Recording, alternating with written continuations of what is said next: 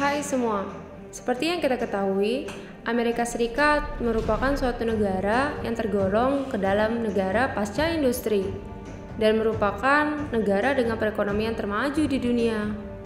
Dengan perkiraan PDB 2012 sekitar 15,6 triliun sampai 19% dari PDB global menurut kemampuan berbelanja pada tahun 2011.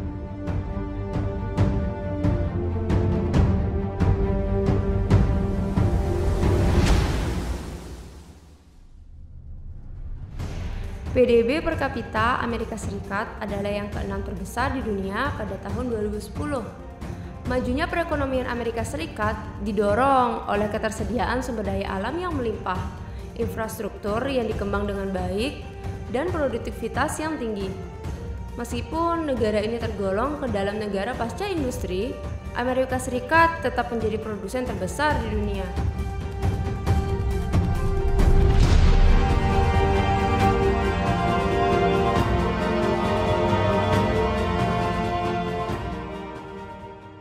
Amerika Serikat juga menjadi negara dengan pengeluaran militer tertinggi di dunia dan menjadi yang terdepan dalam bidang ekonomi, budaya, dan politik, serta memimpin dalam riset ilmiah dan inovasi teknologi. Kemudian untuk Cina sendiri merupakan Republik Tiongkok yang mengklaim kedaulatannya terhadap seluruh Tiongkok daratan yang saat ini dikuasai oleh RRT.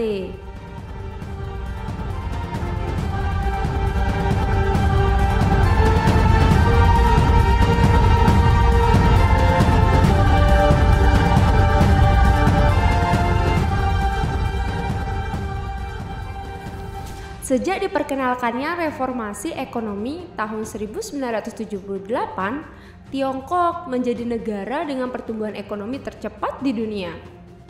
Per tahun 2013, negara ini menjadi ekonomi terbesar kedua di dunia berdasarkan total nominal GDP dan PPP, serta menjadi eksportir dan importir terbesar di dunia.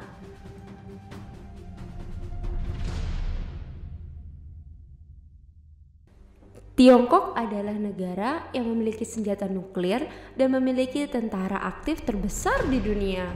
Dengan belanja militer terbesar kedua di dunia, RRT menjadi anggota Perserikatan Bangsa-Bangsa tahun 1971, yang dimana ia menggantikan Republik Tiongkok menjadi anggota tetap Dewan Keamanan PBB.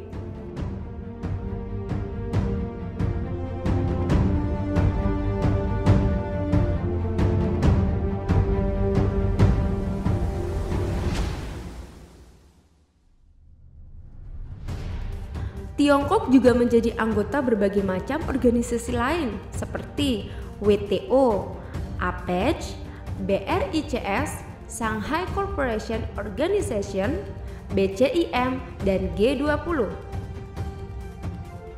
Tiongkok adalah kekuatan terbesar di Asia dan menjadi superpower yang potensial menurut beberapa pengamat.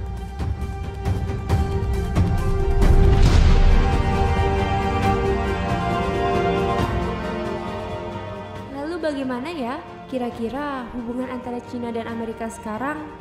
Sebelum kita lanjut ke penjelasan video selanjutnya, jangan lupa tombol subscribe di bawah video ini.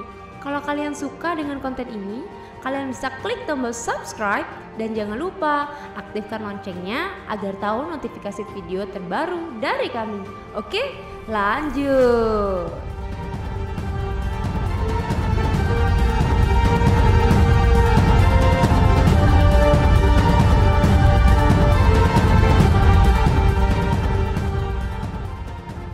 Hubungan antara Cina dan Amerika akhir-akhir ini memasuki fase yang berbahaya lantaran ketegangan yang terus meningkat di hari demi hari.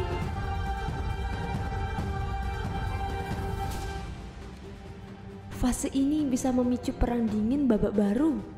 Stephen Ward, seorang profesor urusan internasional di Universitas Harvard, mengatakan dua kekuatan ekonomi terbesar di dunia itu terlibat dalam kompetensi jangka panjang mengenai visi strategis yang tidak sesuai.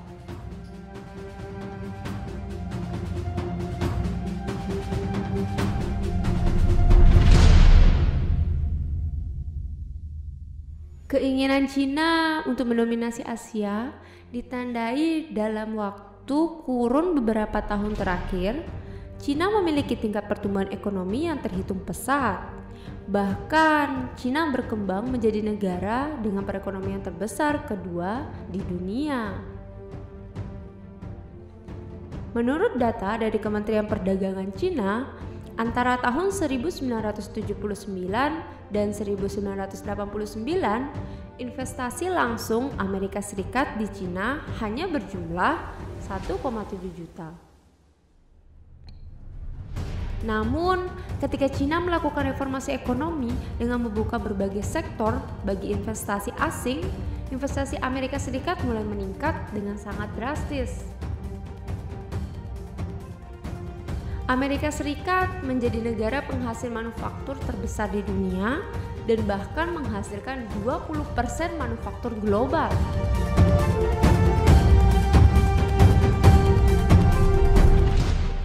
Namun hal tersebut terbilang cukup mempengaruhi lapangan pekerjaan di Amerika Serikat. Dampak itulah yang menjadi isu politik bagi Amerika Serikat, terutama ketika Donald Trump terpilih menjadi presiden Amerika. Oleh karena itu, perdagangan dengan Cina menjadi fokus yang cukup serius dalam kampanye politik Trump selama pencalonan presiden.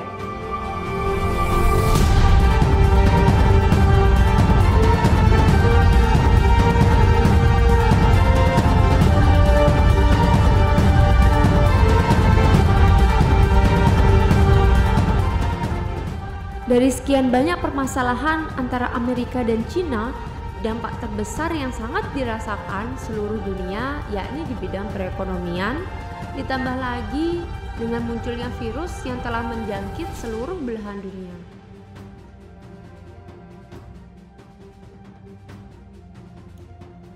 Virus tersebut diduga-duga merupakan senjata biologis antara dua negara adik kuasa tersebut.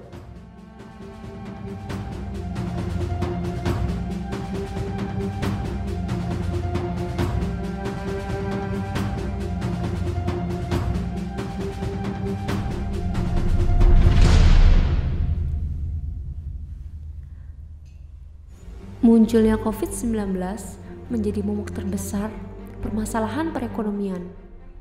Kepala Ekonom IMF Gita Gopinath mengatakan pembatasan-pembatasan itu yang oleh Dana Moneter Internasional disebut sebagai Great Lockdown, yang membuat banyak kegiatan ekonomi global terhenti, merugikan bisnis, dan menyebabkan orang kehilangan pekerjaan.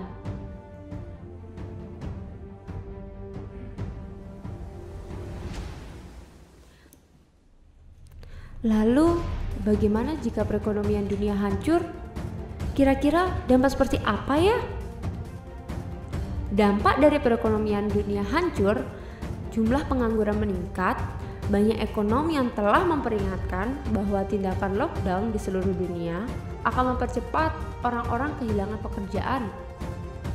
Hal ini terlihat dalam angka pengangguran di berbagai negara.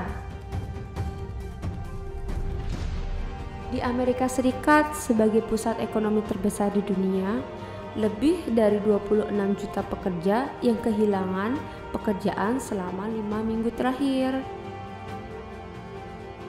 Berdasarkan Biro Statistik Tenaga Kerja, tingkat pengangguran Amerika Serikat pada bulan Maret adalah sebesar 4,4%, menjadi yang tertinggi sejak Agustus 2017.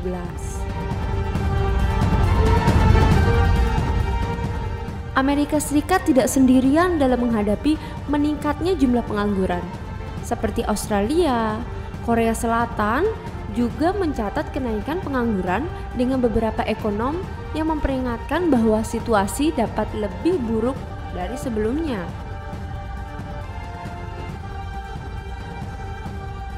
Industri jasa terpuruk.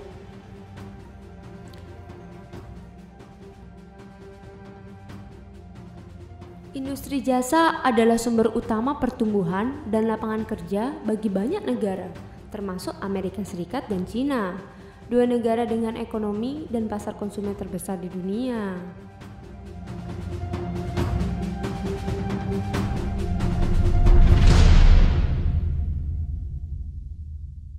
Namun, kedua negara melaporkan penurunan tajam dalam penjualan retail karena tindakan lockdown selama pandemi, memaksa banyak toko untuk tutup dan membuat konsumen tetap di rumah. Peningkatan penjualan online yang dilaporkan oleh beberapa retailer seperti Amazon gagal membendung penurunan secara keseluruhan.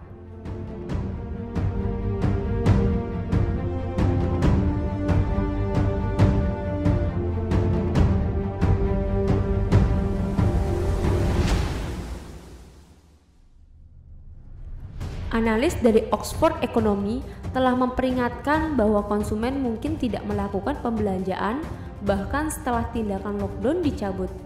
Hal tersebut terbukti dalam pertumbuhan yang lambat dalam penjualan retail di Cina, bahkan setelah negara itu mengizinkan pembukaan kembali bisnis secara bertahap.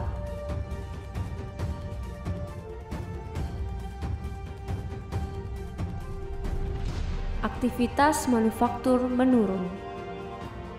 Produsen yang sudah terbebani oleh perang dagang Amerika Serikat dan Cina dalam 2 tahun terakhir, sekali lagi berada di bawah tekanan ketika virus corona menyebar ke seluruh dunia.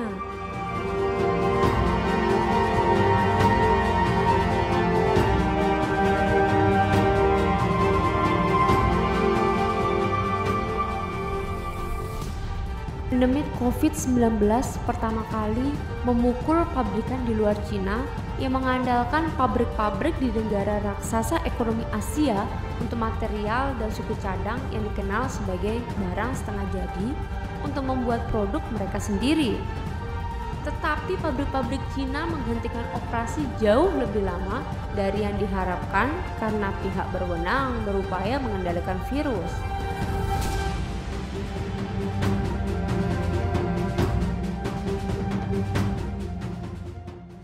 Ketika lebih banyak negara memberlakukan tindakan lockdown, sebagian besar perusahaan manufaktur terpuruk. Beberapa terpaksa ditutup sementara yang tetap terbuka menghadapi pembatasan dalam mendapatkan pasokan barang dan bahan setengah jadi.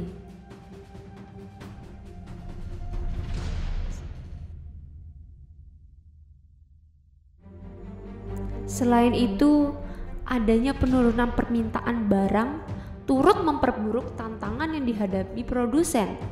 Akibatnya, pabrik di Amerika Serikat ke Eropa dan Asia melaporkan telah terjadi penurunan output selama sebulan terakhir. Dampak bagi Indonesia. Seperti diketahui, kedua negara tersebut merupakan negara dengan ekonomi terbesar di dunia. Akibatnya, pelemahan ekonomi kedua Amerika Serikat dan Cina berimbas ke seluruh perekonomian negara lain, termasuk Indonesia. Ditegaskan oleh Ryan, besar dampak perlambatan ekonomi Amerika Serikat dan Cina ke Indonesia masih rendah dibandingkan ke Jepang, Korea, dan India. Kesimpulannya, setiap perlambatan ekonomi Amerika dan Cina bersamaan dan akan mendiskon pertumbuhan ekonomi Indonesia sebesar 0,32%.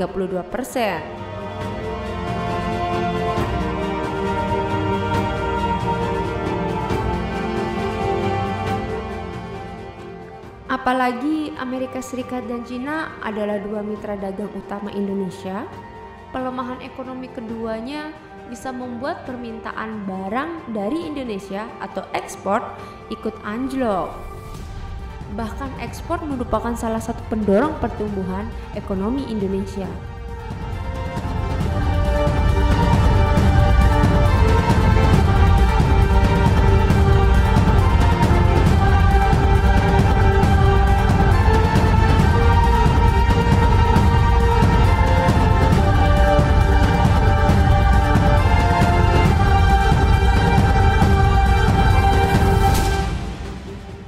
Ekonomi global akan menyusut tahun 2020. Pandemi COVID-19 terhadap kegiatan ekonomi telah menyebabkan banyak lembaga memangkas perkiraan pertumbuhan mereka terhadap ekonomi global.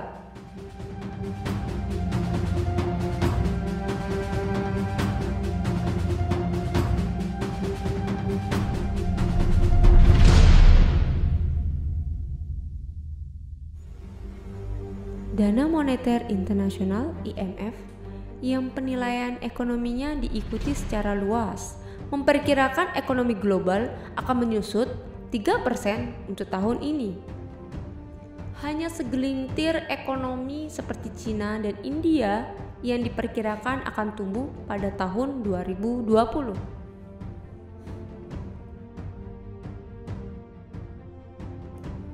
Dan banyak dampak-dampak lainnya yang diakibatkan dari perang dingin antara dua negara adik kuasa tersebut.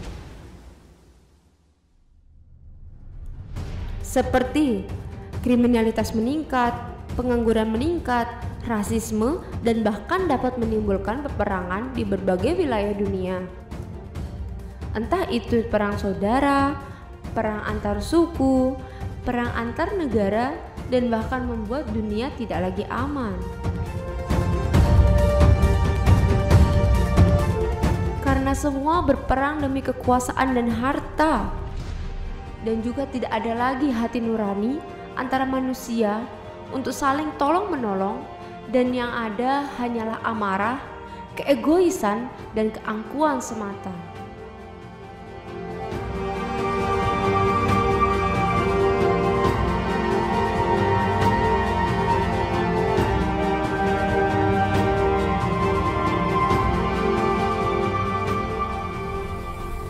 Ya, itu hanya bagaimana jika Amerika Serikat dan Cina berperang.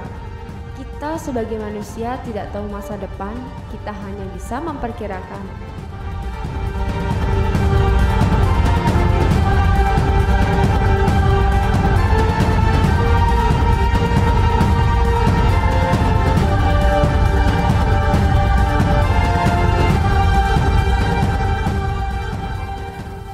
Terima kasih telah menonton video ini.